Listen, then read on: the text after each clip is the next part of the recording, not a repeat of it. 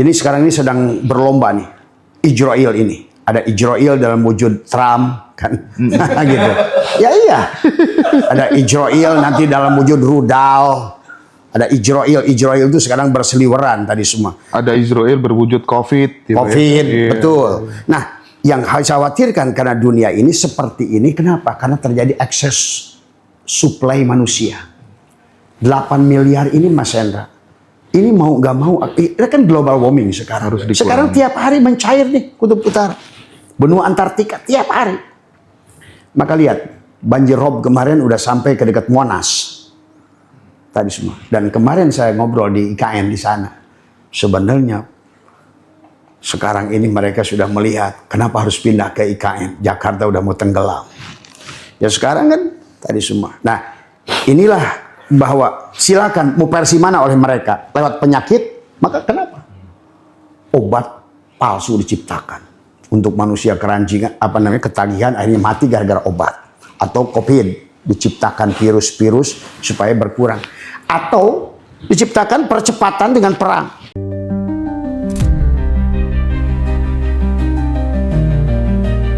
Enlightenment seorang Nabi Muhammad ini kaitannya ternyata sama kemanusiaan gitu.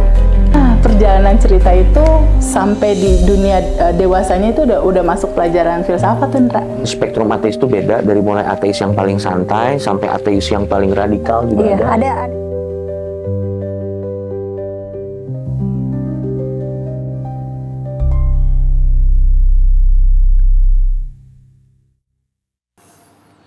Nah ini ya, barangkali Mas Hendra. Iya, Bah. Cuman teman-teman tuh kalau misalnya melihat kejadian ini bahkan pada takut, pada overthinking semuanya. Masalah gitu kan. perang ini gitu. Nah, nasihatnya Abah biar tetap teman-teman tetap tenang gitu ya, tidak mempengaruhi produktivitas, tidak khawatir gimana, Abah? Ya, itulah 1 tahun ini Abah membekali dengan tauhid. Termasuk nanti kan bagi orang-orang yang masih kolot, misalnya perang ini berlanjut, misalnya Ka'bah, Iran benar-benar akan nyerang, hancur.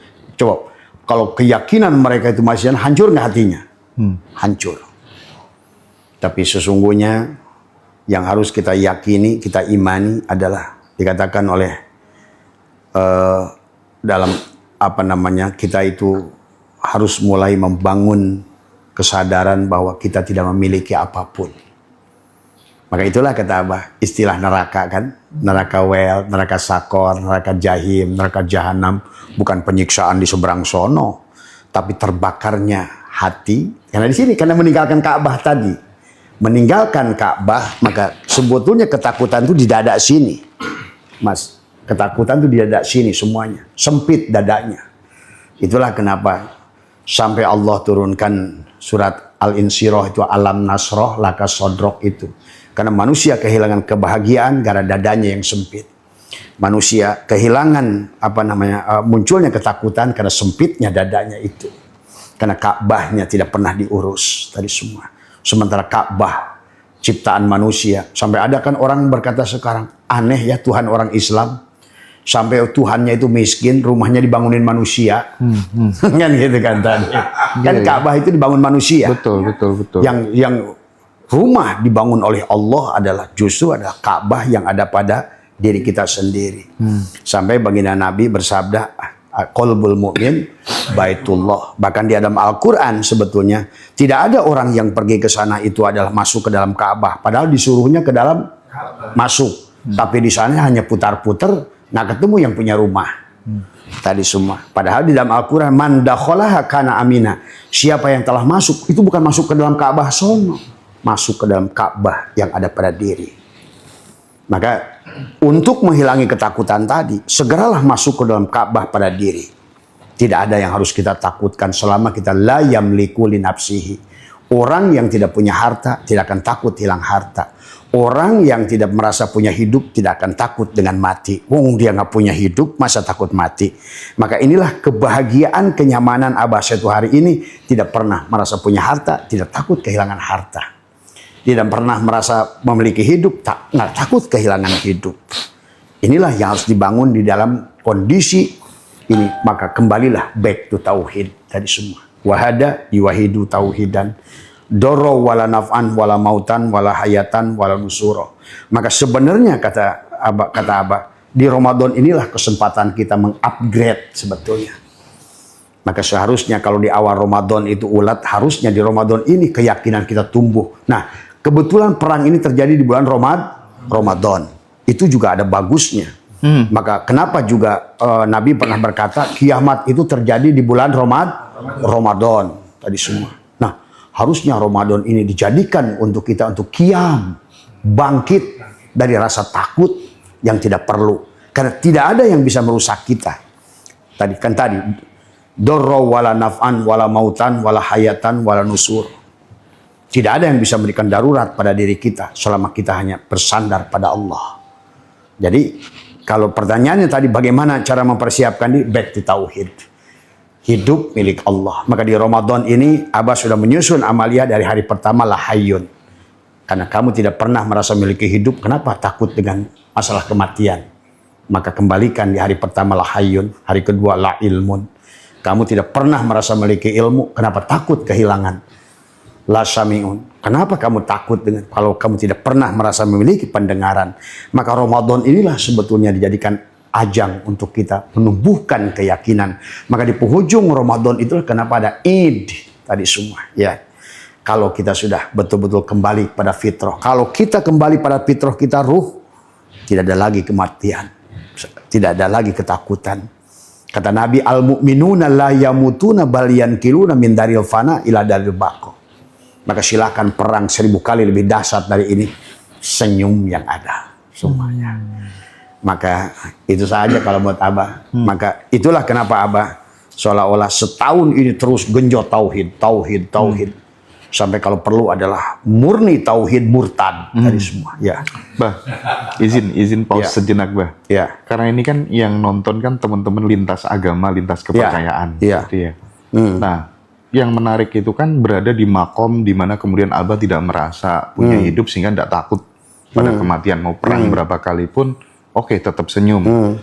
Tidak khawatir kekurangan harta, kehilangan harta karena memang merasa nggak ikut punya gitu. Itu nggak semua orang bisa. Nah, bagaimana kemudian praktik keseharian, latihannya buat teman-teman lintas agama gitu? Apa yang harus dilakukan, Bang? Karena makanya kenapa kata Abah juga, Abah itu berpegang pada jalur Rumi. Saya bukan Islam, saya bukan Kristen, saya bukan Hindu, saya bukan Buddha, saya bukan apapun. Sebetulnya itulah kalau Tuhan ditempatkan pada satu agama. Inilah keributan hari ini terjadi. Seharusnya kita ini adalah I love everyone, I love everybody. We are one. Kita ini satu, Mas Hendra. Maka bagi Abah nggak ada Hindu, nggak ada Buddha, nggak ada Kristen. Itulah murni tauhid. Memang untuk di makom itu kita siap disesatkan, tak masalah. Tadi semua. Karena kita merasa benar aja tidak punya, masa takut sesat. Nah itu kan enaknya kalau sudah mati. Inilah prinsip yang harus dibangun. Karena kalau seandainya tidak dibangun seperti itu, dengan perang ini aja takut mereka. Khawatir ini, khawatir itu, khawatir ini, khawatir itu. Bagi Abah saya itu tidak ada. Semua maka sebetulnya dikembalikan kepada kondisi awal. Tuhannya satu. Harusnya hidup itu satu, napas itu satu. Kembalikan pada napas itu, maka nyamanlah hidup ini. Maka saya kemarin ada pendeta yang ke sini. Wah, katanya Abah ini enak saya dengar gitu. Ya, karena saya adalah Yesus Kristus. Gitu. Ada lagi orang Buddha datang ke sini, saya bilang saya lah sang Buddha Siddhartha Gautama. Gitu. Ada kiai ke sini, saya lah Muhammad. Ada semua. Aku yang sejati. Dia adalah bukan Kristus, bukan Muhammad. Itulah. Coba kalau prinsipnya ke situ. Prinsipnya kembali kepada ke situ. Dan itulah sebetulnya yang diajarkan oleh Tuhan kepada kita. Cinta. Tadi semua. Makanya kemarin ada admin bilang, Pak, ini ada peserta yang di Mi'raj Kesadaran tapi agamanya non-muslim, boleh datang apa enggak? Gitu katanya. Boleh. Tadi semua. Karena ya inilah, maka kalau kita ingin kembali pada Tuhan itu adalah harus murni tauhid tadi semua. Nah, itu. Ya. Tapi gini, Bah, selama ini kan kita ini itu ya, minum ya. Ya, silakan Mas. selama ini kita itu di dalam menyelesaikan problematika kehidupan itu hampir selalu mencari referensi budaya spiritual dari Timur Tengah, Arab, budaya Arab, Islam, atau kemudian di agama yang lain gitu. Padahal leluhur-leluhur kita orang Sunda, orang Kejawen itu kan sebenarnya sudah memiliki ajaran-ajaran yang sangat esensial, substansial, yang justru ini mulai kita itu malah justru mengagung-agungkan budaya spiritualnya orang lain, tapi melupakan budaya spiritual kita sendiri gitu. Seolah-olah sana tuh nomor satu gitu. Bahkan Abah aja sedikit-sedikit kan ngutip gitu kan ya. Iya. Apakah memang tidak mumpuni kah ajaran-ajaran leluhur kita itu sebagai problem solving kehidupan kita sehari-hari gitu, Bang? Nah, sebenarnya yang barusan tadi saya ngobrol dengan Pak siapa ya? Tadi sebetulnya juga kisah Nabi dan Rasul. Saya tanya tadi, apakah waktu Adam jadi Nabi, Allah datang ngasih SK, Adam, kamu jadi Rasul ya? Datang lagi Nabi Isa, kamu jadi Rasul ya? Emang begitu kira-kira Mas Hendra? Tidak. Makanya istilah Nabi dan Rasul itu karena Quran. Sekarang ini kan kita ini kayak Mas Hendra, yang nyindir apa sedikit. Tadi semua. Karena kita realitanya, kita ingin ngomong Islam yang universal. Yes. Allah bukan orang Arab. Allah bukan orang manapun. Tapi realitanya hari ini kita ini kalau nggak dibawa dari situ, kita harus pintu situ dulu, tarik ke sini. Tadi semua. Sampai istilah Nabi dan Rasul. Sebenarnya Abah Setu pun kalau sekarang ini tadi orang tuh nggak paham. Ada yang bertanya ke Abah, kok Abah paham segala persoalan? Ya kalau kamu tahu, kalau dulu mungkin Abah disebut, kalau nanti kehidupan ini diulang, kan gini Mas. Sebetulnya kisah Al-Quran itu kan kisah Adam sampai Ahmad. Bahkan kisah Ahmadnya sendiri nggak diceritakan di Quran. Karena yang nerima, saya canda ke mereka. Di Quran yang akan datang, ada Abah Setu tuh di situ. Bisa ditangkap. Ya, benar, iya, benar. karena Abah Setu yang menerima hari ini. Iya. Hari ini, kan tadi, pada saat Nabi ini menerima kisah dari Nabi sebelumnya. Nabi ini menerima kisah. Padahal semuanya nggak ada yang dapat SK dari Allah itu. Jadi dari mana datangnya? Jadi pada saat datang, kalau dulu disebut wahyu. Kalau sekarang adalah boleh kalam ilhami, boleh wangsit, boleh sesuatu yang tiba-tiba bicara kuat di dalam. Dan ternyata Mas Hendra, kisah Nabi Muhammad menerima wahyu katanya bergetar, bergontang dan lain seperti lonceng. Sama Ka'bah. Pada saat dia ingin bicara, sampaikan. Cuma kalau sekarang abang ngaku nabi kan, iya, tangkap polisi. tangkap polisi. Padahal siapapun orang yang menerima wangsit kemudian menyampaikan untuk dirinya itu nabi. Tapi pada saat ada pengikutnya disebut Rasul. Semua mursyid toriko itu udah ajaran semua mursyid toriko semuanya gitu sih. Cuman kan kalau kayak gitu tuh di publik, yang berani publik cuma Abah Setu aja.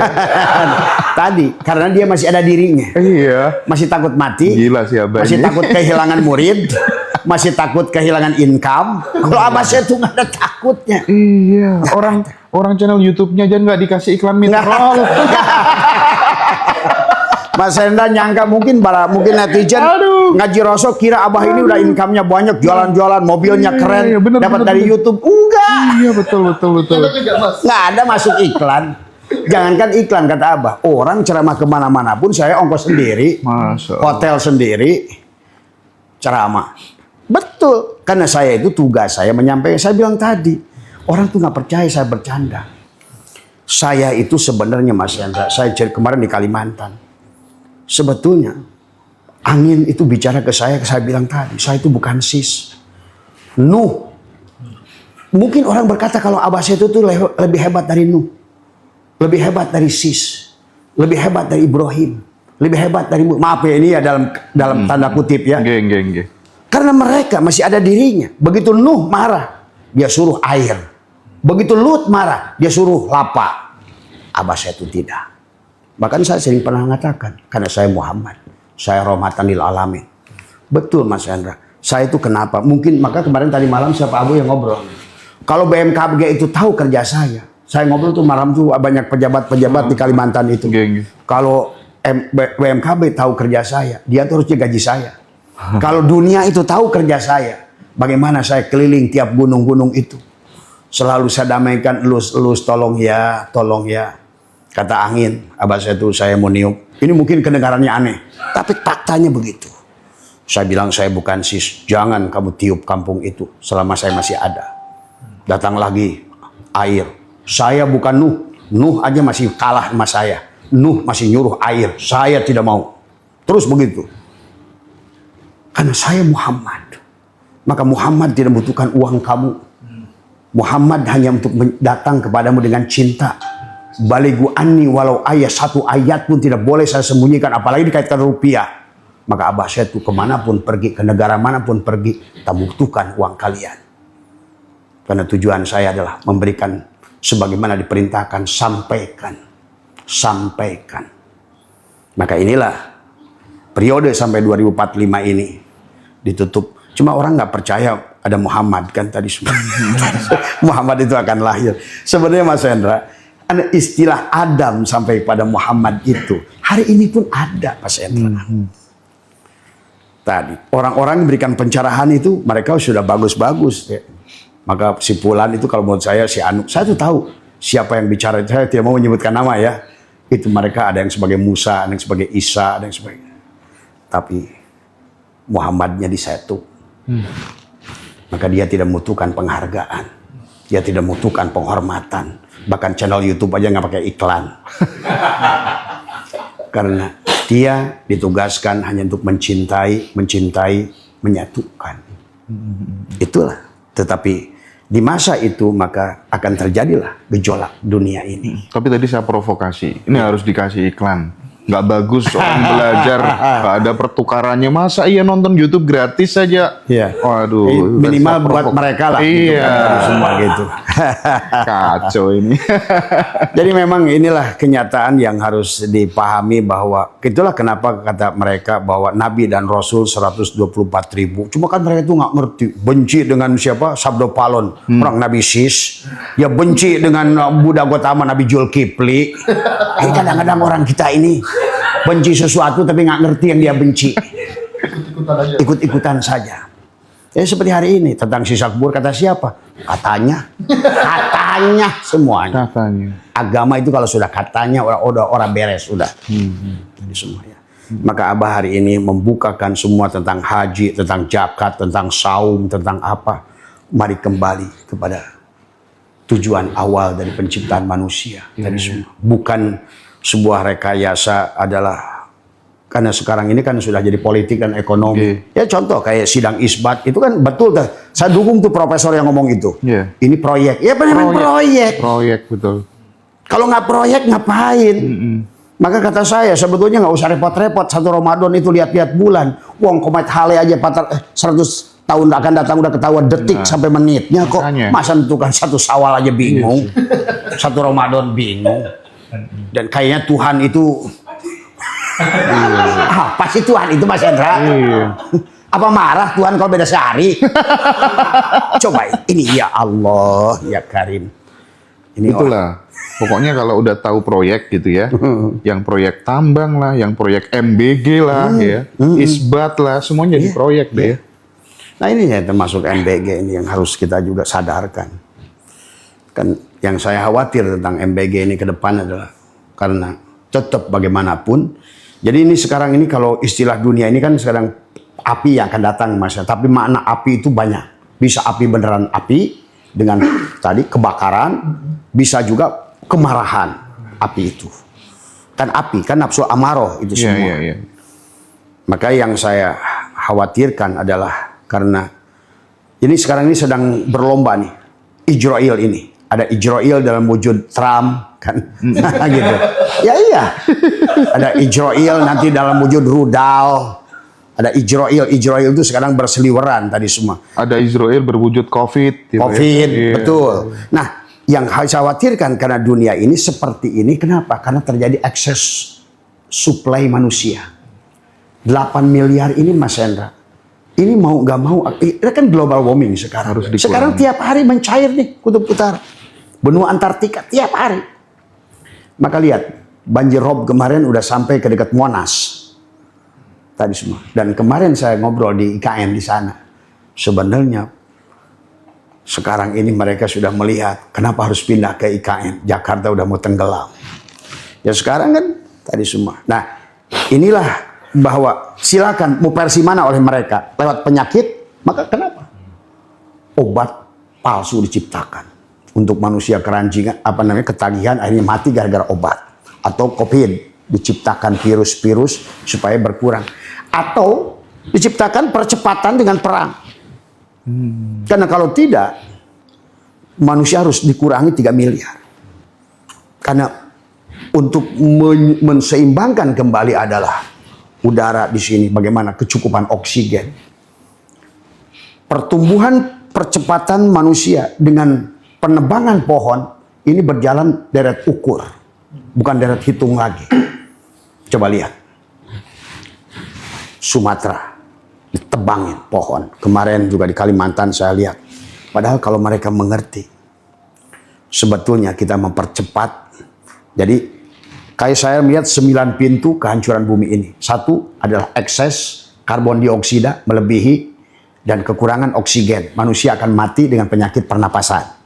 Atau bagaimana manusia diciptakan penyakit pernapasan dengan berkurangnya kadar oksigen. Ketiga, atau diciptakan adalah merupakan virus yang menyerang pernapasan. 4, akan diciptakan perang semacam ini, nggak usah pakai pernapasan. Yang penting langsung aja Israelnya kirim berupa F-16, gitu kan, jeledur gitu kan tadi semua, itu lebih cepat lagi kan tadi semua. Atau yang kelima saya menyaksikan mereka menciptakan bom-bom, juga akan menggerakkan tanah supaya longsor atau juga. Maaf, ini bukan menakut-nakut. Sorry Bah, yang terakhir itu, statement terakhir itu kemarin aku waktu diskusi sama beberapa teman-teman yang dia meyakini tentang konspirasi elit global itu, ternyata bencana yang terjadi di Aceh, Sumatera itu udah tertulis, udah tertulis. Bahkan Tsunami udah tertulis semuanya. Bom hidrogen. Sebetulnya. Bahkan, itulah kata Abah juga. Jadi kata Abah juga banyak pintu Ijroil untuk mengurangi jumlah manusia. Karena tetap hari ini dengan sudah global warming, mencair tidak bisa ditunda. Dan pernah terjadi 100.000 tahun yang lalu bahwa bumi ini adalah pernah 300 meter laut itu di atas. Kemudian turun menjadi pulau kan tadi semua. Dan itu akan berulang tadi semua. Jadi silakan mana yang duluan. Apakah si Kim Jong Un dulu melemparkan nuklir selesai juga, ataukah Kim Jong Un tidak melemparkan nuklir, terjadi adalah karbon dioksida melebihi batas sehingga manusia tidak mampu bernapas tadi semua. Maka hari ini manusia banyak bengek karena udaranya terlalu, kadar nitrogennya terlalu tinggi, CO3 dan Fe, buangan-buangan gas industri, rumah kaca kan sudah jadi racun sekarang ini semua. Jadi kemanapun lari Mas Hendra, saya melihat hari ini itu adalah sudah puncak dari semua pintu. Berkurangnya oksigen juga akan mengurangi manusia tadi semua.